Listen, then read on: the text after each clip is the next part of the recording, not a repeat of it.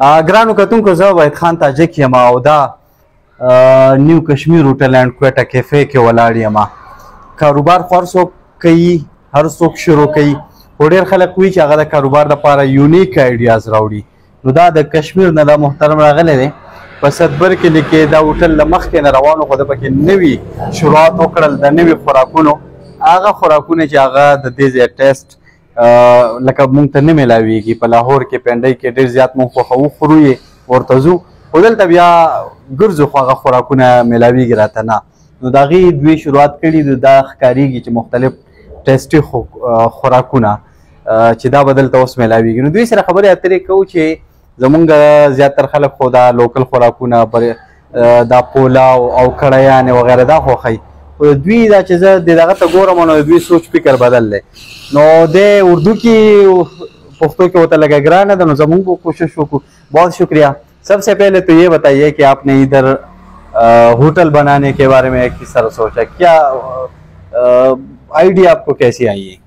یہ میرے کزن ہے عمران ہے جنہوں نے یہ سامنے بیکری دکان بنائی ہے. عرصہ 20 سال سے وہ یہاں پہ رہ رہے ہیں اور کاروبار میں ان کا اچھا خاصا ایکسپیرینس ہے. تو ان کے مشورے کے ساتھ میں نے یہ جگہ جوائن کی ہے اور یہاں کے لوگ بہت اچھے ہیں، کوآپریٹیو ہے، تعاون کرتے ہیں. اور پھر یہاں کے جو ہوٹل ہے ان کا وہ اسٹینڈرڈ و معیار اس طرح کا نہیں ہے جس طرح کہ کشمیر میں، پشاور میں، مردان میں ہے.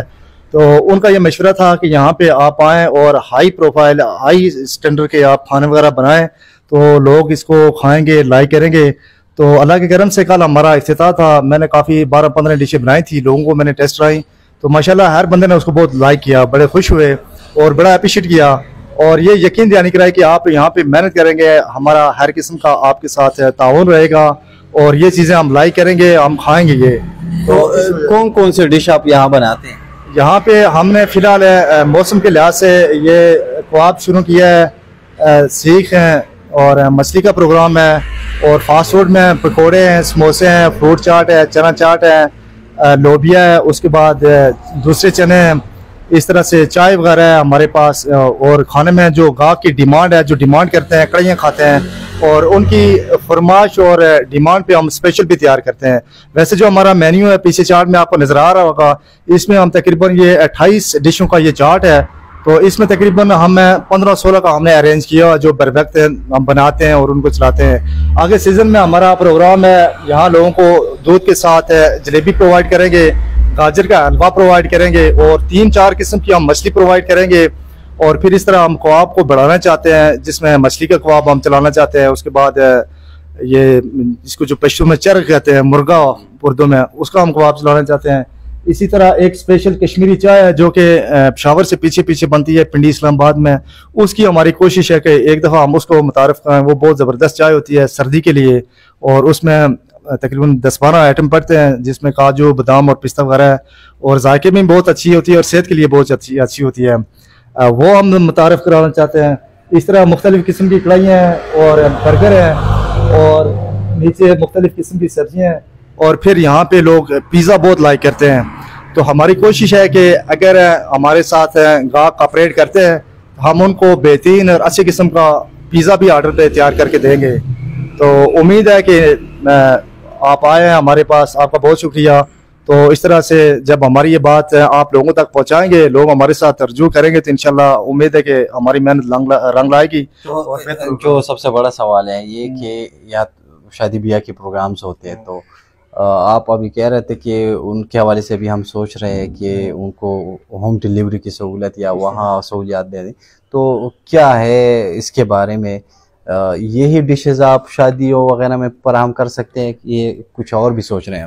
شادی بیاہ کے حوالے سے میں یہ کہنا چاہوں گا کہ ابھی ہم نیو آئے ہیں، ہمارا یہ ارادہ ہم رکھتے ہیں جس طرح میری آپ سے ڈسکس ہوا ہے کہ اگر اس طرح کے آرڈر آتے ہیں ہم بندوں کا ارینج کریں گے.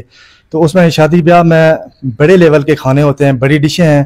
تو اس میں 2-3 قسم کے چاول ہیں اور 3-4 قسم کے سالن ہوتے ہیں. جس طرح یہ پنڈی اسلام آباد میں چلتا ہے، قورمے ہو گیا، وائٹ قورمہ، ریڈ قورمہ. 2-3 قسم کے اسپیشل چاول ہوتے ہیں، بریانی ہوتی ہے، پلاؤ ہوتا ہے، اس کے بعد وائٹ پلاؤ ہوتا ہے، مختلف قسم کے نانز ہو گئے، اس کے بعد سیخ ہو گئی، تکا کباب ہو گیا، مشروبات ہو گئے. اور مستقبل میں ہمارا پروگرام ہے اس طرح اس چیز کو بڑھانے کا اور یہ چیزیں لوگوں کو پرووائڈ کرنے کا، جس میں شادی بیاہ کی تقریبات ہو گئی، منگنی کی تقریبات ہو گئیں और किसी किस्म का फंक्शन हो गया, हम हर किस्म के फंक्शन को मैनेज करने का इरादा रखते हैं इंशाल्लाह। शुक्रिया, बहुत शुक्रिया। हम आपके लिए दुआ गो होंगे। دا خبره اترې تاسو اورېدلې، زموږ ډېر خلک دي چې هغه سیخ کباب ډېر خوښوي، نو دلته به تاسو ته میلاویږي.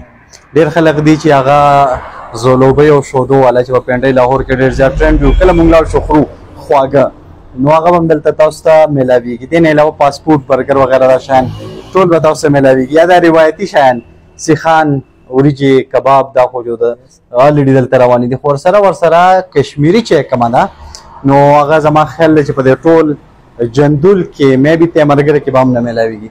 نو کشمیري چای چې هغه چای چې په هغې کې بادام وي، غوزان وي، ډرای فروټ پکې وي که نه، نو هغه به هم تاسو ته دلته په دې ځای کې میلاویږي. او دې سره فاسټ فوډ په حوالې سره چې تاسو سم خورئ، خوښوئ، بس دوی ته اډر ورکوئ او دوی به تاسو له تیاروي دغه شیان. دا په صدبر کلي کې په مین روډ باندې بازار سره لږ نږدې سمرباغ روډ باندې the new Kashmir hotel and Quetta cafe دا کلاو شوې ده او ستاسو خدمت دپاره دا خلک حاضر دي.